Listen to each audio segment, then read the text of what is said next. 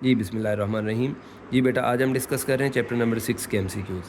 सो हमारे पास पहला एमसीक्यू है जी, in an isothermal change internal energy. तो आइसोथर्मल का मतलब है जिसमें हीट कांस्टेंट है, सेम है। तो एनर्जी का टेम्परेचर के साथ डायरेक्ट का रिलेशन है।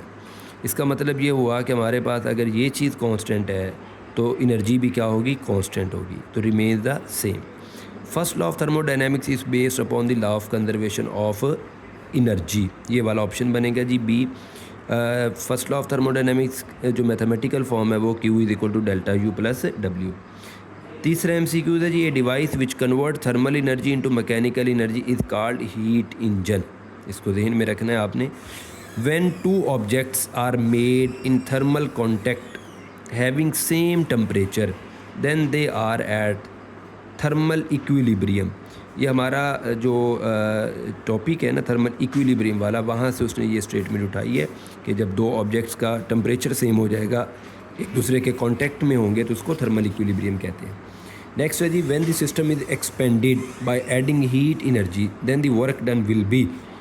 तो वर्क डन जब हमारे पास इस हालत में हम देखेंगे तो positive and by the system. तो याद रख लें, अगर हमारे पास हीट सिस्टम में एंटर हो रही हो तो हम उसको पॉजिटिव लेते हैं, हीट सिस्टम से लीव कर रही हो तो नेगेटिव होता है।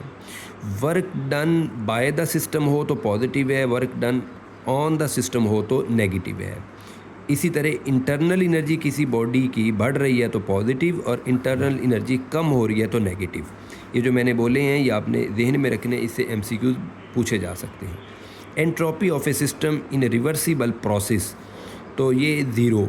अब रिवर्सिबल प्रोसेस जो है उसके अंदर ज़ीरो होगा, बाकी जितने भी इरिवर्सिबल प्रोसेस हैं बेटा याद रखिएगा उसके अंदर जो एंट्रोपी है वो हमेशा पॉजिटिव होती है, ऑलवेज पॉजिटिव।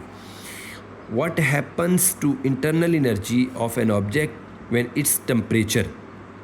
तो वो कहता है कि क्या होगा अगर internal energy of the system जो है वो हमारे पास है, तो फिर वही इक्वेशन जो पहले हम डिस्कस करके आ चुके हैं, U डायरेक्टली प्रोपोर्शनल T।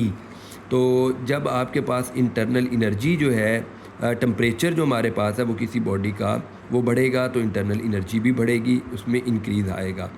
तो ये हमारे पास इंक्रीज़ वाला ऑप्शन बनेगा। The value of Boltzmann constant is, तो ये आपने वैल्यू याद रख लेनी है, 1.38 into 10⁻⁻23 joule per kelvin. In an adiabatic process there is no, adiabatic process होता है जी no heat enter or leave the system. ये शॉर्ट क्वेश्चन भी पूछा जा सकता है। तो इसका मतलब ये हुआ कि एक्सचेंज ऑफ हीट इसमें नहीं होता, यानी ना तो हीट सिस्टम एंटर हो रही है ना लीव कर रही है। थर्मोडायनेमिक्स मोस्टली डील्स विद, तो थर्मोडायनेमिक्स जो हमारे पास है जी अकॉर्डिंग टू डेफिनेशन देखा जाए तो conversion of heat to other form of energy. Thank you.